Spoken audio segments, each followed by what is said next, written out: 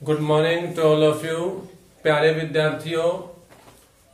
अब हम class 11th के टॉपिक बाइनोमियल थ्योरम पर बातचीत करेंगे और उसके बारे में हमने पीछे क्लासेस में डिस्कस किया था कि हम किसी एक्सपेंशन में अगर नंबर ऑफ टर्म्स निकालते हैं तो किस तरह से फाइंड आउट कर सकते हैं।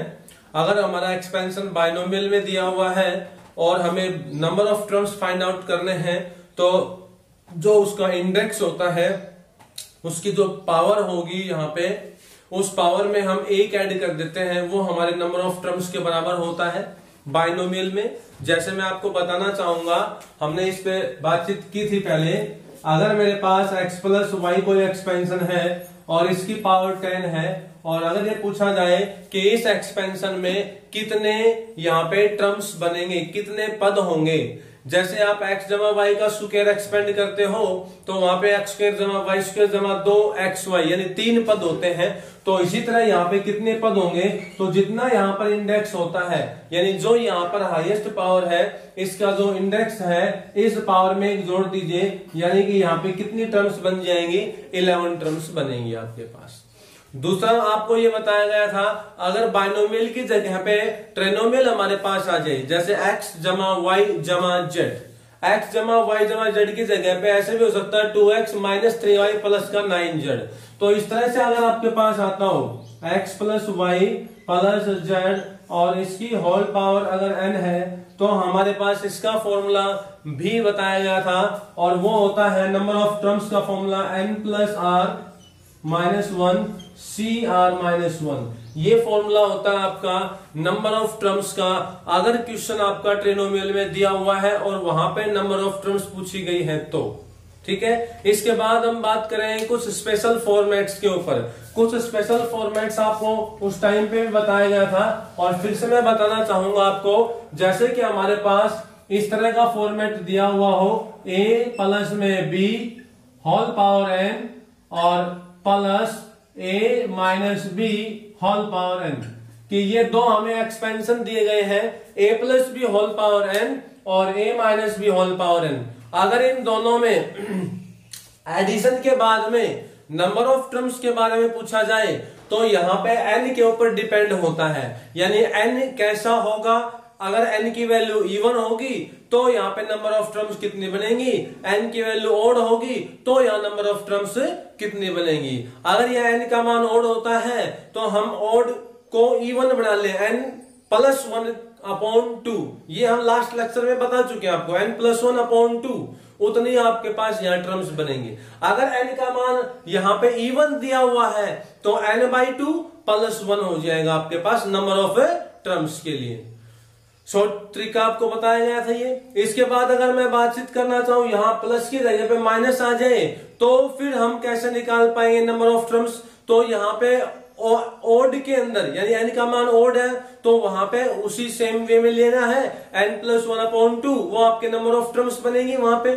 और अगर n का मान इवन है तो n by 2 number of terms हो जाएंगी। तो ये बातें हमने लास्ट लेक्चर में यानी पिछले लेक्चर में हमने डिस्कस की थी। आज हम आगे चलते हैं हमारे एक्सरसाइज के ऊपर, जो हमारा चैप्टर नंबर 8 तो होगा। यहाँ पे 8th चैप्टर यानी बाइनोमियल थ्योरम का है। स्टार्टिंग से उस चैप्टर को मैं करवा रहा हूँ। एक क्वेश्चन मैं करवा चुका था यहाँ पे। इसके बाद सेकंड जो क्वेश्चन होगा वो मेरा होता है एक्सपेंशंस के बारे में, कि बाइनोमियल एक्सपेंशन होते हैं उनको हम किस तरह से एक्सपेंड करते हैं और कैसे सोल्व करते हैं। तो उसके लिए मैं आपको पहले बाइनोमियल थ्योरम का जो एक्सपेंशन होता है उसको बताना चाहूंगा, उसी के ऊपर बेस हमारे क्वेश्चंस होंगे। तो देखिए हमारा पहला क्वेश्चन यहाँ पे है, एक्सपेंशन लिख देता हूं मैं सबसे पहले। इस एक्सपेंशन को हम बार बार यूज करेंगे। तो एक्सपेंशन हमारा ये होता है, देखिए अगर मेरे पास a जमा b होल पावर n है तो ये एक्सपेंशन होता है n c 0 a to the power n और मल्टीप्लाई में b टू दी पावर 0, यानी जो फर्स्ट कंपोनेंट है उसकी पावर सबसे ज्यादा और सेकंड कंपोनेंट है उसकी पावर सबसे कम, 0 से स्टार्टिंग, प्लस nc1। अब फर्स्ट कंपोनेंट है उसकी पावर कम होती चली जाएगी, यहां पर n है तो n माइनस 1 हो जाएगा और सेकंड कंपोनेंट की पावर बढ़ती चली जाएगी, प्लस nc2 यानी कि यहां पर देखिए a की पावर n थी, यहां a की पावर n माइनस 1, एक पावर कम हुई। अब एक पावर और कम कर दीजिए आगे, a to the power n minus 2 और b की पावर बढ़ती जाएगी। यानी जैसे जैसे a की पावर कम होगी वैसे वैसे b की पावर इंक्रीज हो जाएगी, a की पावर डिक्रीज होगी और b की पावर बढ़ती जाएगी। जिस तरह से हम एक्सपेंशन को आगे बढ़ाते रहेंगे इसी तरह से हम चलते रहेंगे और अप टू लास्ट में हमारे पास आ जाएगा NCN। यानी जब तक आपके पास दोनों ये वैल्यूज यानी ये इंडेक्स दोनों के समान हो जाते हैं तब तक आपको करते रहना है इसका एक्सपेंशन का सॉल्यूशन। और यहाँ पे a की पावर लास्ट में 0 और b की पावर है वो n पे पहुंच जाएगी, b की पावर सबसे ज्यादा हो जाएगी और a की पावर हो जाएगी सबसे कम। ठीक है, तो ये हमारा एक्सपेंशन है। इस एक्सपेंशन के अकॉर्डिंग हमें बहुत से क्वेश्चन करने के लिए मिलेंगे, उनके ऊपर हम आज डिस्कस करने जा रहे हैं। इस एक्सपेंशन का मैं एक शॉर्ट तरीका भी लिख सकता हूं, यानी इसको मैं अगर लिखना चाहूं इस एक्सपेंशन को तो किसके बराबर लिख सकता हूं, देखिए this expansion is also equals to, इसको शॉर्ट फॉर्म में अगर मैं लिखना चाहूं तो ये होता है सिग्मा आर की वैल्यू 0 से लेके n तक और यहां पे हो जाएगा NCR गुणा में a to the power n minus r गुणा में b to the power r। यानी ये आपका a प्लस b की जो पावर n है इसका एक्सपेंशन ये होता है। इस एक्सपेंशन को मैं सिग्मा की फॉर्म में शॉर्ट फॉर्म में ये लिख सकता हूं। r की वैल्यू मेरे पास हुई 0 से n तक, r का मान मैं 0 से स्टार्ट करूंगा और n तक लेके जाऊंगा। जैसे मैं r का मान 0 रखता हूं तो ये NC0 ये पहली टर्म बनेगी आपकी। n का r का मान 0 रखूंगा तो a की पावर n और r का मान 0 रखूंगा तो b टू दी पावर 0। फिर मैं r का मान 1 लेता हूं तो यहाँ NC1 हो जाएगा, r की जगह 1 रख दिया, यहाँ 1 रखेंगे तो a to the power n minus 1 और यहाँ 1 रखेंगे तो b टू दी पावर 1 हो जाएगा। और फिर हमें सिग्मा का मतलब होता है ऐड करते जाना है। इसी तरह से हमें r की वैल्यूज पुट करते जाना है, 0 के बाद 1 2 3 4 और n तक जाना है पुट करते हुए। और जब आप n पुट करोगे तो यहाँ NCN हो जाएगा, लास्ट टर्म आ जाएगी आपके पास और a to the power n minus n 0 गुणा में b to the power n आपकी लास्ट टर्म आ जाएगी। और उसके बाद हमें उन सभी को ऐड भी करना होगा क्योंकि समीशन लगा हुआ है, यानी कि समीशन मींस हमें ऐड करना होगा उन सभी को। और ये आपका शॉर्ट यहाँ पे रिप्रेजेंटेशन भी कह सकते हैं। ठीक है, तो अब मैं यहाँ पे एक क्वेश्चन लिखता हूं जिसका हमें एक्सपेंशन करना होगा। और क्वेश्चन हमारे पास ये है, देखिए 3/2x²। क्वेश्चन हमारे पास है ये 3/2x² प्लस माइनस प्लस नहीं है माइनस में है 1/3x। ये एक्सपेंशन हमारे पास है और इसकी होल पावर है 6।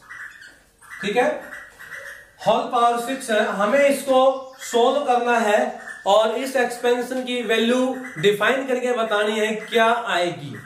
तो इस फॉर्मूले के अकॉर्डिंग हमें चलना है। फॉर्मूले के अकॉर्डिंग इंडेक्स होता है वो हमारा n का मान होता है, इंडेक्स होता है वो n का मान होता है। यानी यहाँ पे यहाँ इंडेक्स आपके पास है 6 तो n की जगह पे हम 6 रखेंगे, 6C0।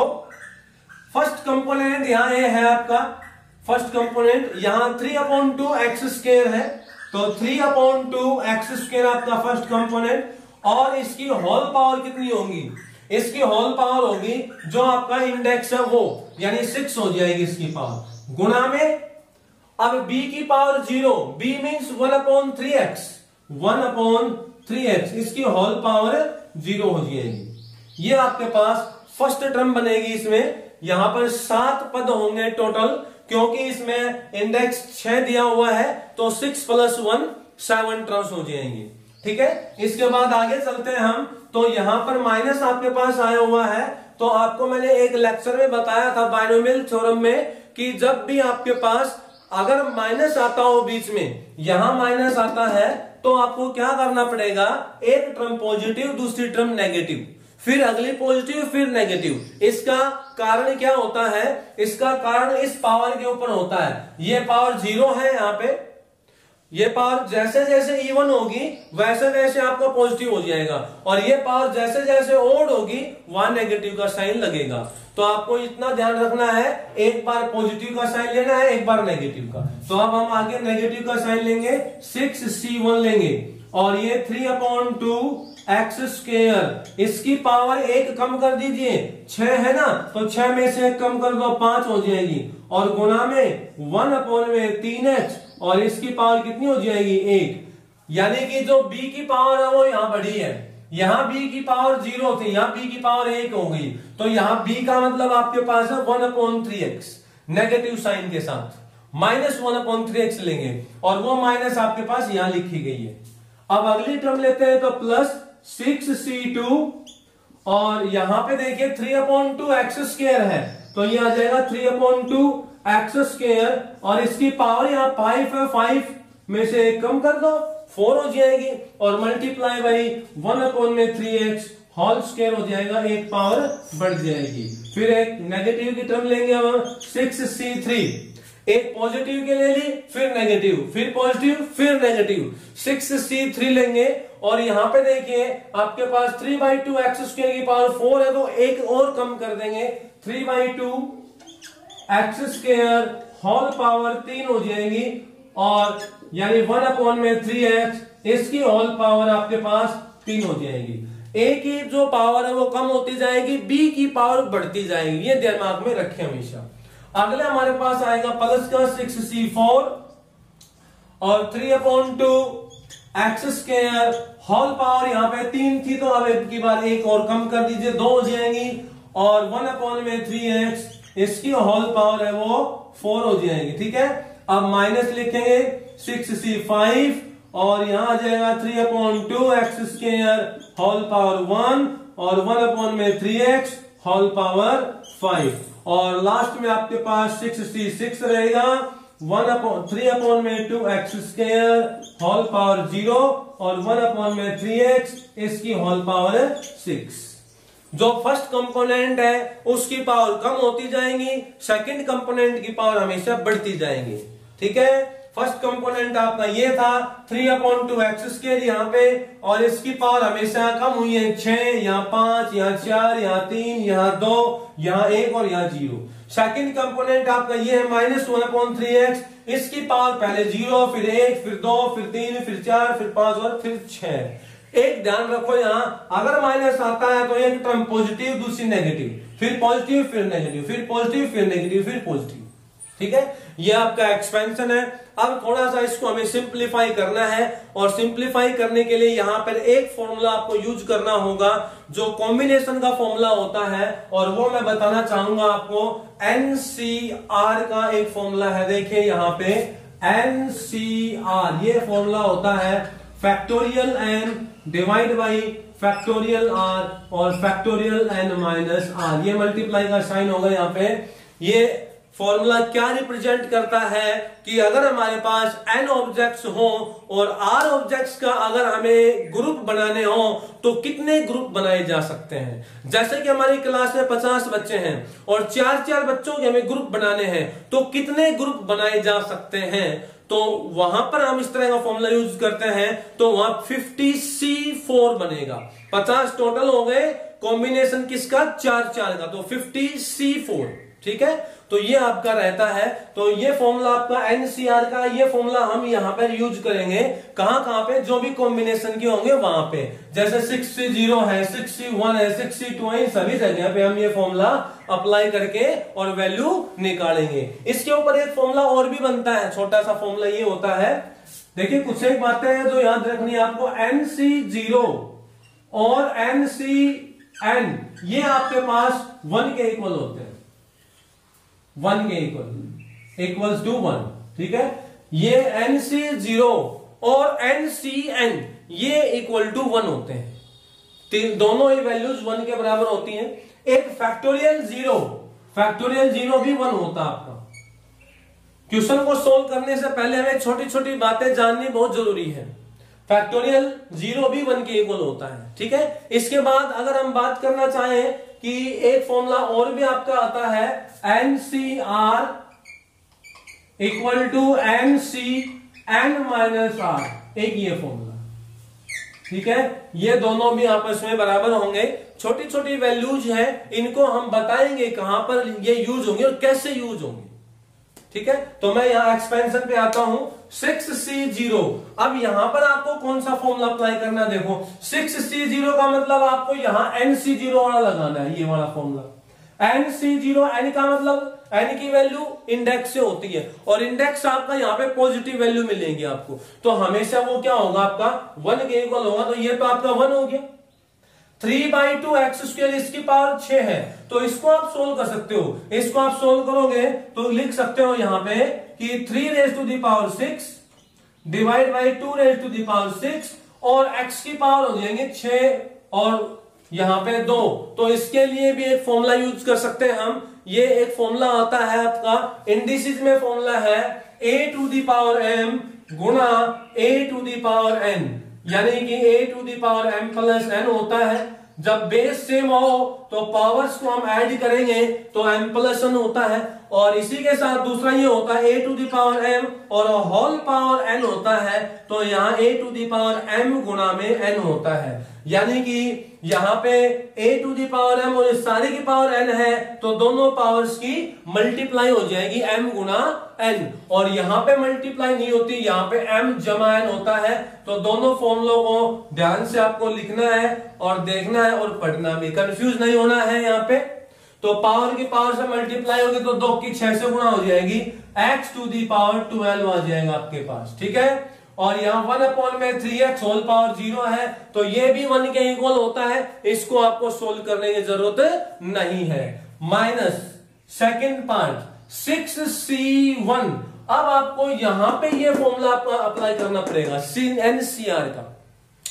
6c1, यहां पर हमें NCR का फॉर्मूला अप्लाई करना होगा। n की जगह पे 6 है, r की जगह पे 1 है, तो मैं रफली इसको सॉल्व करके देख लेता हूं। 6c1 क्या आता है, देखिए फॉर्मूले के अकॉर्डिंग फैक्टोरियल n है, यहाँ फैक्टोरियल r है, और n में से r को लेस करके लिखना है यहाँ, तो फैक्टोरियल 6 हो जाएगा, डिवाइड बाई फैक्टोरियल 1 हो गया, और 6 माइनस 1, 6 में से घटा दीजिए 5 और फैक्टोरियल इसका। अब इनको सोल्व करेंगे। ये फैक्टोरियल 6 का मतलब होता है कि 6 से लेके और 1 तक लगातार मल्टीप्लीकेशन। ये फैक्टोरियल का मीनिंग हम पहले बता चुके हैं। फैक्टोरियल का मतलब होता है लगातार मल्टीप्लीकेशन, कहां तक, 1 तक, यानी नेचुरल नंबर की। तो यहाँ 6 फैक्टोरियल का मतलब क्या होगा, 6 फैक्टोरियल का मतलब हो जाएगा 6 into 5 into 4 into 3 into 2 into 1, divide by यहाँ 5 फैक्टोरियल है, तो 5 इंटू 4 इंटू 3 इंटू 2 इंटू 1, तो ये 5 4 3 2 1, तो ये कैंसिल हो गया, 5 4 3 2 1, बच गया क्या आपके पास, 6 बच गया। तो ये आपका क्या हो जाएगा, यहाँ पे 6c1 का आंसर, यानी 6c1 की वैल्यु। तो यहाँ पे 6c1 आपके पास है, इसकी वैल्यू कितनी आ गई, 6 आ जाएगी, 6 आ जाएगी, ठीक है। और यहाँ 3/2 एक्स स्क्वायर होल पावर 5 है, तो 3 की पावर 5 लिख देंगे यहाँ पे हम, गुणा में 3 की पावर 5, डिवाइड बाई 2 की पावर भी 5 आ जाएगा, और गुणा में एक्स स्क्वायर की पावर 5, यानी एक्स की पावर हम ले लेंगे 10। अब यहां सॉल्व करें तो 1 की पावर 1 रहेगा, और 3x की पावर 1 भी आपका 3x से बनेगा, तो 1/3x आ जाएगा ये, ठीक है। एक बात और बता देता हूं मैं आपको शॉर्टकट, कभी भी अगर आपके पास NC1 आता हो, फॉर्मूला ये समझिए, एक तरह से आप फॉर्मूला समझिए ये कि NC1 आता है तो वो हमेशा n के बराबर ही होता है, जैसा कि हमने यहां सोल्व करके भी देखा है। 6c1 है, वो किसके बराबर आया आपका, 6c1 किसके बराबर आया, 6 के बराबर। तो हमेशा जब भी c1 की वैल्यू निकालनी हो तो जो आपका इंडेक्स होगा वो आंसर होगा। जैसे आपको निकालना हो 10c1 क्या होगा, इसके बराबर, 10 के बराबर। आपको निकालना हो 19c1 तो किसके बराबर होगा, 19 के बराबर ही आएगा। ये बात भी दिमाग में रखिए। देखिए छोटी छोटी फॉर्मूलेज हैं, छोटी छोटी बातें हैं, जैसे जैसे आपके सामने आते जाएंगे मैं बताता रहूंगा नई नई बातें। तो यहाँ पे जैसे आपके पास इस तरह से आता हो NC1, कभी भी इंडेक्स का एक के साथ कॉम्बिनेशन निकालना हो तो वो इंडेक्स के ही बराबर होता है। ठीक है, दैट्स ऑल। अब आगे देखिए नेक्स्ट, सेकंड हो गया आपके पास टर्म सॉल्व। आप आगे चलते हैं प्लस 6c2। अब यहां पे भी लगा दीजिए इसी तरह का फॉर्मूला, फैक्टोरियल 6 हो जाएगा, रफली करके देख लीजिए, फैक्टोरियल 2 हो जाएगा, और 6 - 2, 6 में से 2 घटा दीजिए 4, यानी कि 4 फैक्टोरियल बन जाएगा। अब सॉल्व करेंगे तो 6 फैक्टोरियल को क्या लिख सकते हैं, 6 × 5 × 4 × 3 × 2 × 1, ऐसे 2 फैक्टोरियल को 2 × 1 और 4 फैक्टोरियल को 4 × 3 × 2 × 1। तो ये 4 3 2 कैंसिल, ये 4 3 2 कैंसिल, 2 2 3 6, तो कितना आ गया, 5 3 15, 5 3 15, तो इसकी वैल्यू होगी आपके पास 15। और यहाँ पे 3 की पावर 4 और 2 की पावर भी 4 लिखी जाएंगी, 3 की पावर 4 डिवाइड बाई 2 की पावर 4 गुणा एक्स स्क्वायर और फिर पावर 4, तो x की पावर 8। ठीक है, और यहाँ 1 का स्क्वायर करेंगे तो 1, और 3x का स्क्वायर करेंगे तो 3 का स्क्वायर तो कितना हो गया, 9, 3 का स्क्वायर करेंगे तो 9 हो जाएगा, और ये x स्क्वायर आ जाएगा, 3x आपके पास है। और जब हम इसका स्क्वायर करेंगे तो 3 का स्क्वायर करते हैं तो 9 हो जाएगा, और x स्क्वायर आपका एज इट इज। तो ये सारे मल्टीप्लाई में है आपके पास। अब इसके बाद माइनस अगली टर्म 6c3। अब 6c3 को सॉल्व करेंगे तो फिर वही तरीका आपका रहेगा, फैक्टोरियल 6 लिखा जाएगा, रफली करके देख ले, फैक्टोरियल 6 डिवाइड बाई फैक्टोरियल 3, और फिर 6 - 3 करें तो फैक्टोरियल 3। इसको थोड़ा सॉल्व कर लो। 6 फैक्टोरियल को मैं ऐसे लिख सकता हूं, 6 × 5 × 4 × और factorial 3 divide by factorial 3 into में फैक्टोरियल 3, फैक्टोरियल 3 से फैक्टोरियल 3 कैंसिल, और फैक्टोरियल 3 का मतलब कितना हो जाएगा, 3 गुणा में 2 गुणा में 1 यानी 6 हो जाएगा, और 6 से 6 कैंसिल, यहाँ पे कितना आ गया आपका 5 गुणा में 4 यानी 5 4 20। तो आपके पास वैल्यू क्या आ जाएगी इसकी 20। और अब इनको सोल्व कर दीजिए, 3 की पावर 3 की पावर 3 होता है 27, तो यह आ जाएगा यहाँ पे 27 डिवाइड बाई 2 की पावर 3 होता है आपका 8, और मल्टीप्लाई बाई एक्स स्क्वायर की पावर 3 यानी x की पावर 6 हो जाएगा, x की पावर 6 आ जाएगा आपके पास। ठीक है, और मल्टीप्लाई बाई 1 की पावर 3 करेंगे तो 1, और यहाँ 3 की पावर 3, फिर यहाँ पे 27 हो जाएगा, और x की पावर 3 आ जाएगा। ठीक है, तो ये हमारे पास अगली टर्म का सॉल्यूशन हुआ। देखिए एक एक टर्म को हम सोल्व करते जाएंगे और लास्ट में फिर से इनकी कैलकुलेशन करके लिख देंगे, वो फिर आपका आंसर बन जाएगा। अगली टर्म देखिए ये वाली 6c4, तो यहां पे आपके पास एक फॉर्मूला लग जाएगा। यहां पे क्या फॉर्मूला लगेगा, देखो ये वाला आपका फॉर्मूला NCR बराबर NCn-R। देखिए n का मान आपके पास 6 है, n का मतलब इंडेक्स, और इंडेक्स की वैल्यू यहां पे कितनी है 6, तो आप यहां पे 6 रखेंगे तो 6c। ठीक है, और r का मान जैसे मैंने ले लिया यहां पे 4, तो 6c4 किसके बराबर रहेगा, देखो फॉर्मूले के अकॉर्डिंग n का मान तो 6 c, अब n-r यानी कि n में से r घटाओ, ये n है और ये r है, इन दोनों को घटा दो, तो इन दोनों को घटाएंगे तो 6 में से 4 गए तो 2, इट मीन्स ये दोनों इक्वल होंगे आपके 6c4 बराबर 6c2। तो 6c2 कितना आया था आपका 6c2 ये वाला, यानी कि पहली दूसरी तीसरी टर्म में, पहली दूसरी तीसरी टर्म में कितना आया था 15, तो ये भी कितना हो जाएगा आपका 15 ही हो जाएगा, 15 ही आ जाएगा ये वाला। और यहाँ पे सोल्व करेंगे तो 3 का स्क्वायर कर देंगे तो 9, 2 का स्क्वायर कर देंगे तो 4, 9/4 हो जाएगा, मल्टीप्लाई बाई यहाँ x की पावर 4 हो जाएगी, और मल्टीप्लाई बाई 1/3x। ठीक है, क्लियर यहां तक। अब इसके बाद आगे यहां पर आते हैं, अगली टर्म हमारी ये है 6c5। 6c5 पे देखिए, इसको भी हम सोल्व करना चाहेंगे। यहाँ पे कैसे कर सकते हैं, देखिए फैक्टोरियल के माध्यम से सोल्व करोगे तो फैक्टोरियल 6 हो जाएगा डिवाइड बाई फैक्टोरियल 5 हो जाएगा, और मल्टीप्लाई बाय 6 माइनस में 5 1 बचेगा, तो 1 फैक्टोरियल 1 ही होता है। अब फैक्टोरियल जो 6 है इसको मैं ऐसे लिख सकता हूं 6 गुना में फैक्टोरियल 5, क्योंकि फैक्टोरियल 6 होता है उसका मतलब होता है लगातार 1 से 6 तक गुना, तो 1 से 5 तक तो होगी 5 फैक्टोरियल और एक बच गया 6, तो और ये यहां से कैंसिल, तो वैल्यू क्या आ गई आपकी 6 आ जाएगी। तो माइनस इसकी जगह पे मैं लिख देता हूं 6, माइनस इसकी जगह मैंने लिख दिया 6 इंटू यहां पे 3 और यहां 2 और एक्स स्क्वायर, यानी 3/2 एक्स स्क्वायर आपके पास बचेगा। मल्टीप्लाई बाई यहां पावर सोल्व करनी पड़ेगी हमें, यानी कि 1 सेकंड भाई 1 सेकंड, यहां पे हमारे पास 1/3 की पावर 4 है ना, तो ये 3 की पावर 4 और x की पावर 4 यहां हमने नहीं लिखी है, तो ये मैं लिखना चाहूंगा यहां पे 3⁴ गुणा में h⁴। यहां पे हमारा करेक्शन हो गया था, सॉरी फॉर दैट। अब आगे इसके लिए चलते हैं, तो 1 में 3⁵ x⁵, तो ये आ जाएगा 1 में 3⁵ multiply by x⁵, and last term is that 6c6 भी आपका यहाँ पे 1 बनेगा। इस फॉर्मूले के अकॉर्डिंग देखिए NC0 आपका 1 होता है, NCN भी आपका 1 ही होता है, तो इसके अकॉर्डिंग जब हम बात करेंगे तो 6c6 है वो आपका 1 हो जाएगा।